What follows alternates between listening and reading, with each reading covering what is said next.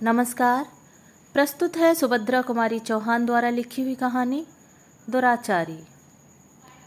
पंडित राम सेवक के हाथ से सुरमनी गिर पड़ी। वह झल्लाए से उठकर पूजा की कोठरी से बाहर बरामदे में चले आए। बरामदे से गाना और साफ साफ सुनाई पड़ने लगा। मुंशी दयाशंकर के तिमंजले पर से कोई कोकिली कंठी गा उठी, नीर भरन कैसे जाऊं। सचमुच गीत बहुत ही मधुर और गान का ढंग अत्यंत आकर्षक था। पंडित राम सेवक लाख प्रयत्न करके भी माला जपने में सफल न हो सके। जब राम नाम का गढ़ इस गीत के सामने टूटकर गिर ही पड़ा, तब पंडित जी सुरमनी एक तरफ रखकर बरामदे में एक स्टूल खींचकर बैठ गए। दयाशंकर की कोठी की तरह मुंह करके वे संगीत का सुख लेने लगे। गायिका गा रही थी, डगर चलत मुसेरार करत है, बहिया पकर मोरी ढीठ कन्हाई। पंडित जी संगीत इतने तन्मय होकर सुन रहे थे कि वे अपने पड़ोसियों का आना भी न जान सके। उनकी तंद्रा जब टूटी, तब उनके पड़ोसी किशन ने उनके कंधे पर हाथ धरते हुए पूछा, पूजा हो गई पंडित जी? पंडित जी खिसियाए से बोले, कहाँ की पूजा, कहाँ का पाठ भाई। जब से यह पड़ोसी आया है तब से सुबह गाना, शाम को गाना, दोपहर को गाना, गाना छोड़कर जैसे उसे कुछ और काम ही नहीं है। रेडियो तो रेडियो, अब ये एक नया तूफान और खड़ा किया है। जीवन बोला, भाई कुछ भी हो, बुरा चाहे भला, पर मोहल्ले में जान सी आ गई है। और सच बात तो यह है कि गाना मुझे बुरा नहीं लगता पंडित जी, कह के वह मुस्कराया। पंडित जी तिलमिला से उठे, बोले, तुम्हें क्यों ना अच्छा लगे? मुंशी दयाशंकर की कोठी पर तुम्हारी शाम जो कट जाया करती है। बड़े आदमियों के साथ उठते बैठते हो और पान सिगरेट ऊपर से मुफ्त का। पर यहाँ तो इस गाने बजाने के मारे पूजा पाठ धर्म कर्म सब डूबा जा रहा है। डॉक्टर कामता प्रसाद बोले, अरे भाई, माना कि गाना बजाना बुरा नहीं है, पर सब बात समय पर अच्छी लगती है। हर घड़ी के गाने बजाने से तो भाई मोहल्ला सचमुच बर्बाद हुआ जा रहा है और बच्चे बिगड़ते जा रहे हैं।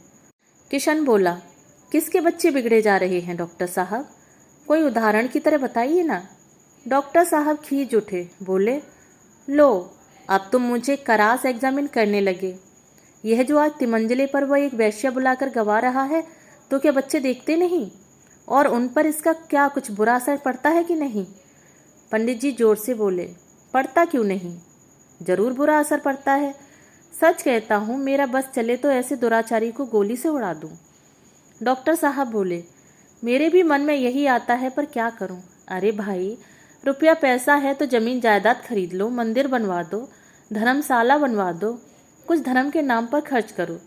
यह क्या कि सारा पैसा बस नाच गाने में ही फूंक दिया जाए।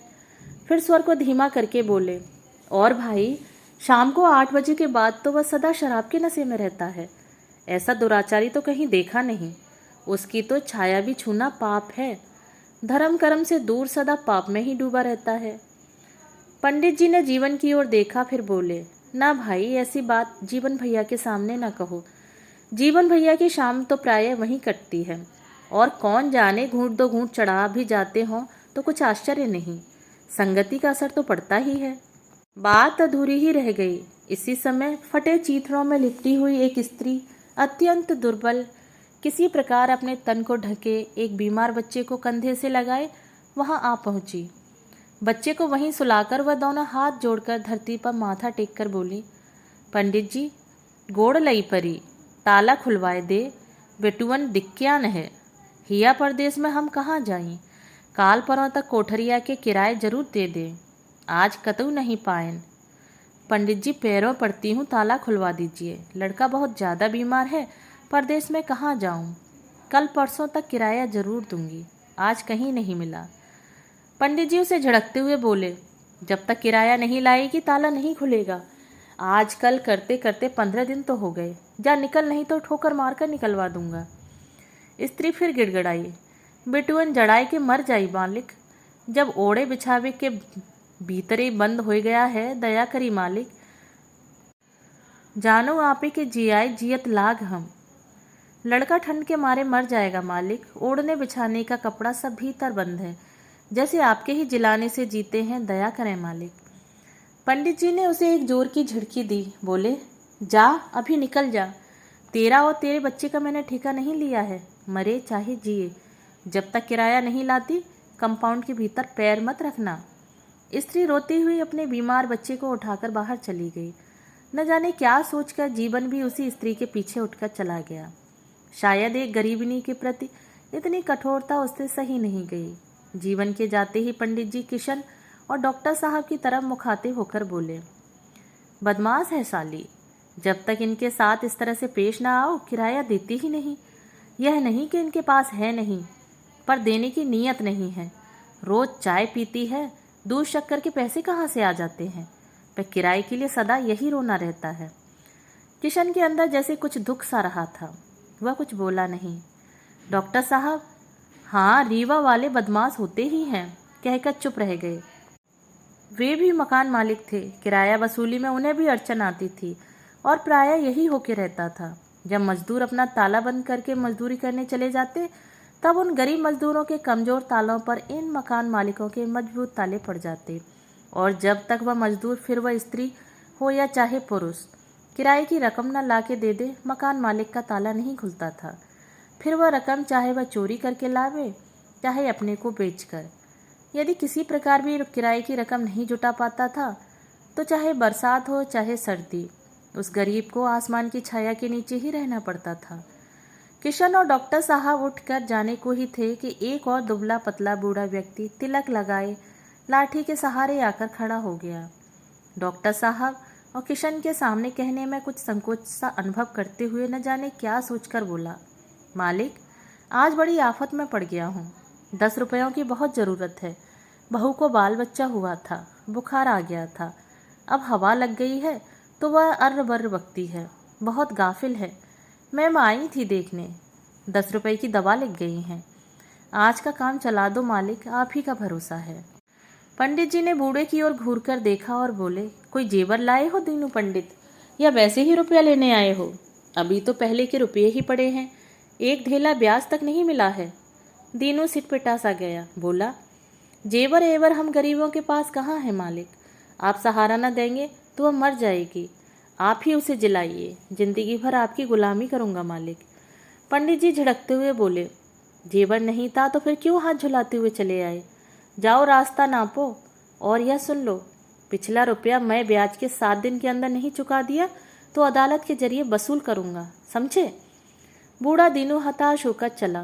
पंडित जी खींचकर बोले, सुबह से शाम तक यह साले रुपया ही मांगने आते हैं, लौटाने की बखत जान पर आती है। किशन और डॉक्टर साहब नमस्ते करके चले गए। उनके मन में क्या था कौन जाने। इस घटना के कई दिन बाद पंडित जी खेत पर जा रहे थे।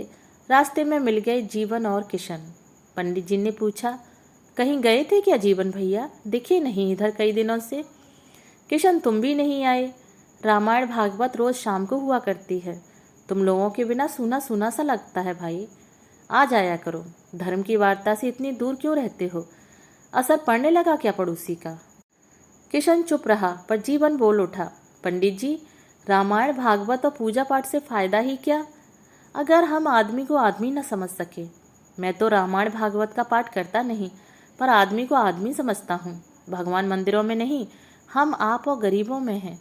पर किराए के लिए उस दिन जैसा कुछ आपने उस गरीब स्त्री के साथ किया वह उचित न था। पंडित जी हंस पड़े, बोले, जीवन, यही तुम भूल करते हो। अगर मैं कहूँ कि उस घटना के घंटे भर बाद ही उस स्त्री ने किराए के रुपए लाकर दे दिए, तब तुम विश्वास नहीं करोगे कि वह झूठ बोलती थी और उसके साथ वही बर्ताव होना चाहिए था जो मैंने किया था।